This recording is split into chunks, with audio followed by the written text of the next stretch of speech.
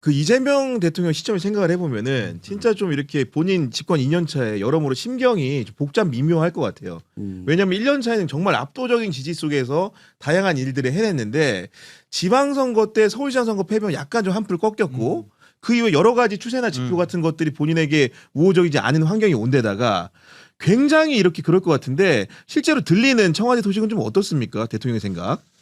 대통령님이야 지난 뭐 7박 10일 갔다 오고 나서 바로 헬기 타고 가고 7시간 동안 부동산 문제, 금융 문제 뭐 이런 걸 하고 계시지 않습니까? 그만큼 이제 국가 운영에 대한 생각을 많이 갖고 계시는데 이분의 이제 확고한 생각은 그거예요.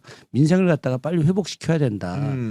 그런데 민생을 회복시키는 과정에서 일단 그 장기적 측면과 단기적 측면이 있는 거고 장기적 측면은 이제 반도체 네, 이 클러스터. 활성화를 통해서 대한민국이 세계의 국가에서 떨어져서는 안 된다라고 하는 생각, 주도적인 대체불가 대한민국을 만들어야 된다라고 하는 거고 단기간 내에서는 이제 금융 문제, 어떤 부동산 문제 이거를 빨리 좀 혁신적으로 좀 이렇게 정리를 하려고 하는 건데 이와 관련해서 저는 이제 어떤 기득권들의 반발이 생각 이상으로 세다. 지금 뭐 언론 예. 보수 언론들 반응하는 거 보세요. 그러니까 네. 저도 여기 오기 전에 TV조선 기자가 전화 와가지고 뭐 이제 뭐 부동산 문제에 대해서 뭐 빨리 특히나 제가 있는 광교 지역이 부자들이 많으니까 그렇죠, 네. 거기 어떠냐 이러면서 막 계속 떠보는 거야. 그래서 하나 걸려라 지금 그래서 보니까 내가 네. 아이고 뭐 그냥 개인적인 이야기만 하고 일체 관련해서는 이야기하지 않았는데 지금 이 보수 언론과 기득권 세력들이 이것이 그 침소봉대 그러니까 이 기본적으로 실거주자를 위한 부동산 정책의 본질을 이제 벗어나서 조금 요만큼의 손해나는 사람들 거를 이만큼으로 만들어서 흔들기를 이제 해대고 있는데 네. 이런 부분들에 대해서 저는 대통령이 여러 가지 내용을 좀 수렴하고 수기를 하지만 제가 들은 이야기에 의하면 청와대에서 이제 뭐 비서관들하고 이제 네. 통화하는데 통하시니까 네. 뭐 아주 확고한 의지를 갖고 강력하게 밀어붙이려고 좀 하고 계시다. 저는 솔직히 말하면은 부동산이나 증시에 대해서는 그런 신념이 확실히 있으신 것 같은데 제가 약간 최근에 워딩을 보면 약간 불안하게 느껴지는 거는 형사사법 체계에 대해서는 솔직히 본인도 약간 완벽한 확신은 없는 것 같아요. 개인적으로 느끼기엔 어떻습니까, 황기 평론가? 아니 그러니까 그거는 그 대통령께서 이미 여러 번 말씀을 하셨어요. 개인 견해를 보안수사권 관련해서 말씀하시는 거잖아요. 이거를 폐지하려면은 그게 원칙이긴 하지만 어쨌든 그로 말미암아 생길 수 있는 부작용들은 있는 것이니 대안을 마련해야 된다라고 여러 번 말을 했고 네. 거기에 대해서 운반 과정에서 당에서 문제가 있었다고 생각해요. 그러니까 이게 자꾸 논의가 보안 수사권을 유지시키느냐 폐지시키느냐 이것만 가지고 이제 싸운단 말이에요. 폐지론자들은 이제 유지론자들한테 너희 검찰주의자 아니냐, 반개혁주의자 아니냐. 네. 그리고 유지론자들은 폐지론자들한테 아무 대안도 없이 너무 근본주의 아니냐 이렇게만 간단 말이에요. 근데 제가 문제 삼는 건 어떤 제도를 변경할 때 유권자의 60%가 우려하는 이 상황에서 논쟁을 그렇게 가져가는 게 타당하냐는 얘기예요. 아, 그런 당위론으로. 그러니까 네. 그러면은 그 사람들을 설득해야 될 거 아니에요. 그렇죠. 그 과정을 충분히 거쳐야 될 거 아니에요. 그러니까 지금 부산 돌려차기 피해자분이 그 한동훈 찾아가는 게 아니라 민주당 찾아와야 되는 거 아니에요. 우리가 법을 통과시켰는데. 그렇죠. 네. 그게 아닌 상황. 이걸 좀 부끄러워해야 되는 거 아닌가. 그런 문제의식이 대통령께서도 있다고 생각해요. 그러니까 네. 근데 대통령께서는 당대표 할 때 그 소위 제2요구권이라고 해가지고 헌법에 예정돼 있는 제2요구권은 이제 국회가 너무 거칠게 어떤 법을 밀어붙였을 때 행정부가 그거 견제하라고 있는 건데 윤석열은 그게 아니라 입법권을 부정하는 방식으로 썼기 때문에 그걸 절제해서 지금 사용하신다고 저는 생각하거든요. 네. 그럼 이런 걸 국회에서도 좀 고려를 하면 좋겠는데 그렇지 그러니까요. 못한 부분이 네. 이거는 그 정확히 얘기를 잘 짚으셨는데 네. 대통령께서는 보안수사권을 남겨야 된다 안 남겨야 된다라는 명확한 것들을 갖다 얘기하신 것보다는 사실은 정확히 얘기하면 그건 민주당 지도부가 지난 지도부가 다 알고 있어요. 우리 같은 국회의원들은 검찰을 만날 일이 많지만 일반 시민들은 경찰을 만날 일이 많죠. 그렇습니다. 네. 근데 경찰 때문에 민생이 겪는 고통도 굉장히 많거든요, 사실은. 근데 이 경찰에 대한 개혁 문제가 검찰 개혁에 대해서 미온적이 될까봐 국회 안에서는 또 네. 경찰의 비위는 별거 아니다. 뭐 이런 식으로 얘기를 한단 말이에요.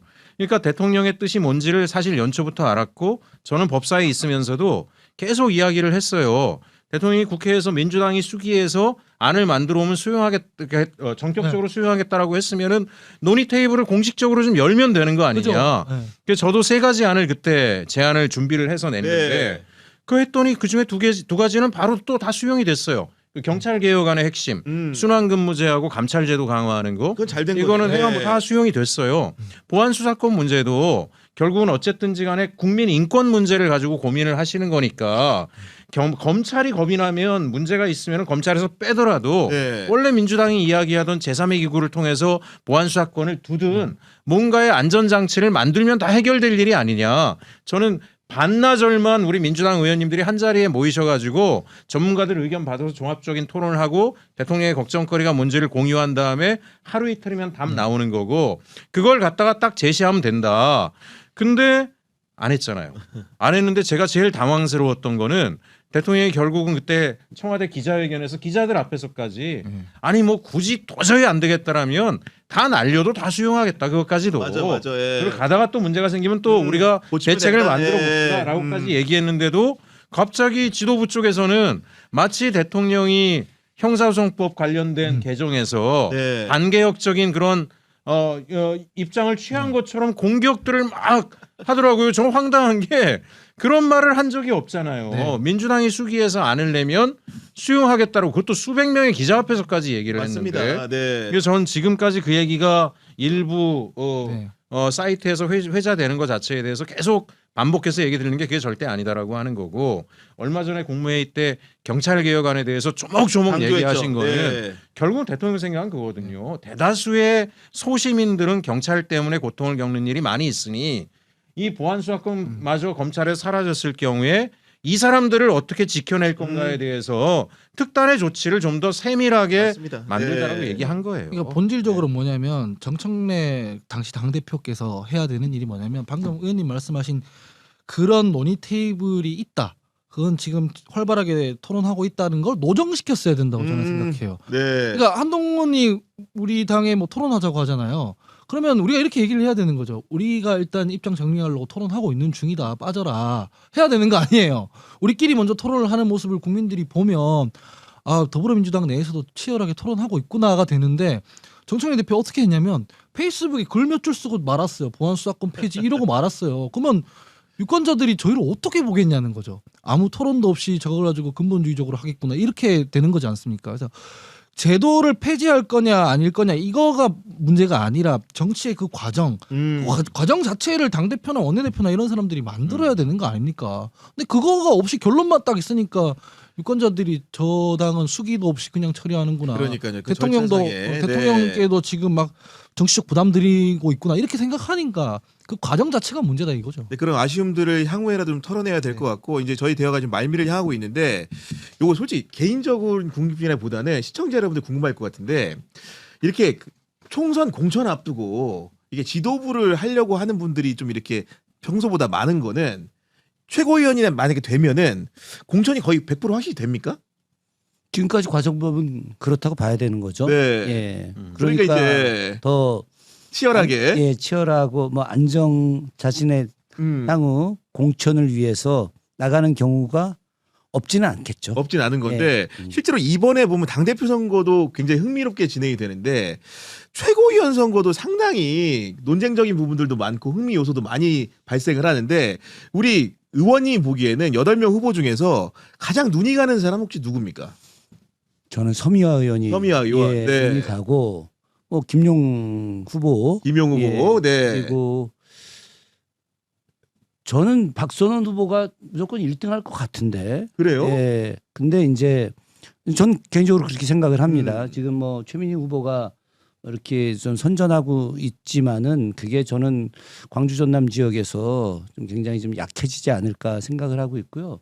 개인적으로 저는 글쎄 이거 다 또 친한 사람들이어서 그렇긴 한데 김용호 후보가 꼭 5등 안에 들어갔으면 좋겠어요. 김용 후보 오늘 네. 저희 방송도 한번 나오셨거든요. 아, 그랬나요? 네. 참 인품이 좋은 사람이고 너무 훌륭하세요 예, 보니까. 그리고 네. 합리적인 사람이고 난 또 다 우리 다 또래 친구들이거든요. 예, 근데 그런 걸 떠나서 제가 교육위원회에 있을 때 위원장님으로 잘 모시고 있었는데 네. 볼수록 사람이 괜찮아요.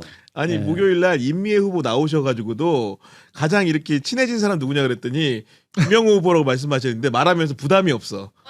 왜인지 모르겠는데 그런 생각 좀 드는데 우리 최혁진 의원님은 예. 그 8명 중에 좀 어떤 사람 눈길 가셨습니까? 저도 지금 거론하신 분들이 다 눈길이 가는데 네. 그 김용 후보가 꼭 들어왔으면 좋겠어요. 김용 후보가 네. 저는 지난번에 이제 보궐선거 할 때 사실 뭐 이제 제가 당 바깥에 있다 보니까 뭐 세게 얘기하기는 어려웠지만 그때 공천을 해주기를 많은 또 이제 민주당 의원님들한테도 좀 목소리를 내주십사 부탁도 드렸어요. 여러 가지 고통당했던 사람을 챙겨 나가는 것들 자체가 민주당의 모든 당원들에게 주는 메시지 효과도 있고 그리고 제가 김용 선배를 또 좋아하는 게 약간 접착제 스타일이에요. 사람 예, 맞아. 돌아다니면서 네. 사람들을 붙이는 걸 되게 잘해요.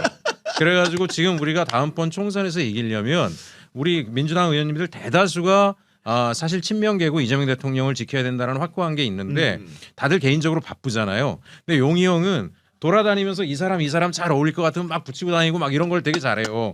그 중에 한 분이 또 우리 김준혁 형도 맨날 그래서 자기 몸을 버려가면서 맨날 후배들 술 사주고 그러시는데 네. 그런 분들이 몇 그래서 분 있어야 집을 못 돼요. 사고 있어요.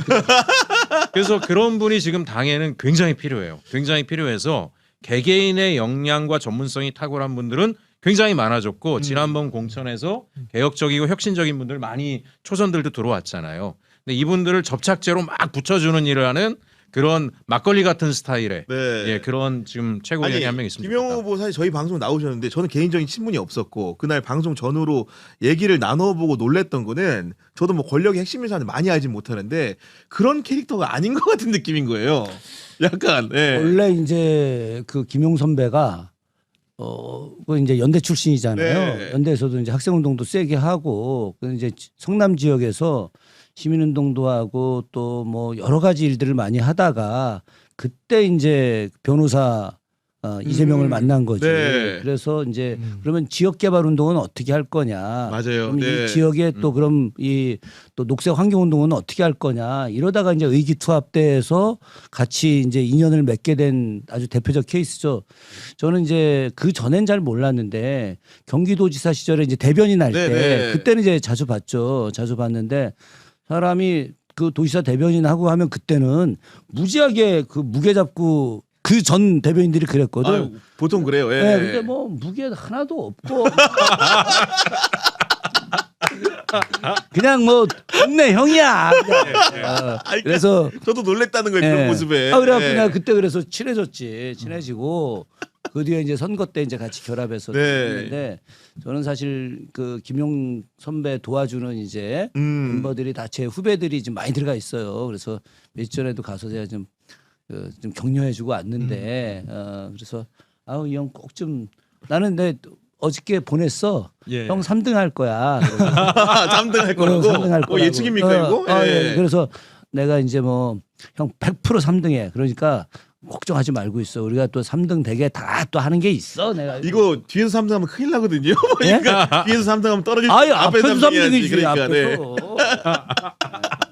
아니 그리고 하홍기 평론가는 워낙 임미애 후보에 대한 애정을 많이 표출했고 임미애 후보도 방송하기 전에 혹시 하홍기 좀 불러주지 그랬냐고 저한테 그 얘기를 좀 하더라고 보니까. 소니아 의원님에 네. 대한 애정도 많이 퍼칠. 아니 그러니까 네. 근데 뭐 저는 두 분 다 훌륭한 분이라고 생각을 하고 특별히 주목하는 사람은 뭐 한 명 꼽자면 전 최민희 의원님입니다.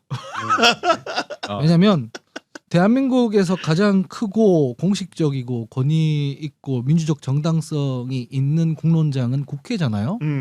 그래서 대한민국의 다양한 문제 그리고 국민들의 다양한 입장을 정치적 의제화해서 그 정제된 의제를 국회에 설치해서 뭐 협상을 하든 싸우든 토론을 하든 해서 사회적 합의를 창출하고 제도화시키고 이 국회가 있는 거잖아요.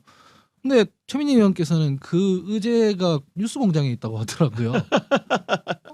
그러면은 국회의원 하실 필요 없고 그냥 패널을 하는 게 더 낫잖아요.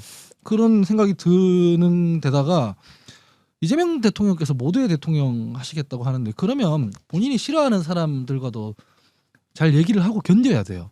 근데 최민희 의원님 보면 당 내에서 입장 다른 분들도 그렇게 무시하고 야유하고 그리고 막 눈 안 보이는 분 악수 패싱하고 더불어민주당의 지도자 그룹에 들어가는데 그런 분이 수석 최고위원을 하는 건 저는 당원으로서 부끄러운 일이라고 생각을 그렇기 하기 때문에 때문에 주목이 된다. 당원분들한테 이야기를 드리는 겁니다. 몇 월 달에 태어났든 간에 비전을 보고 여러분들이 고르셔야지 행동을 저렇게 하는데 그 어떤 개파니까 뭐 괜찮다 그러면 유권자들이 어떻게 생각하겠습니까?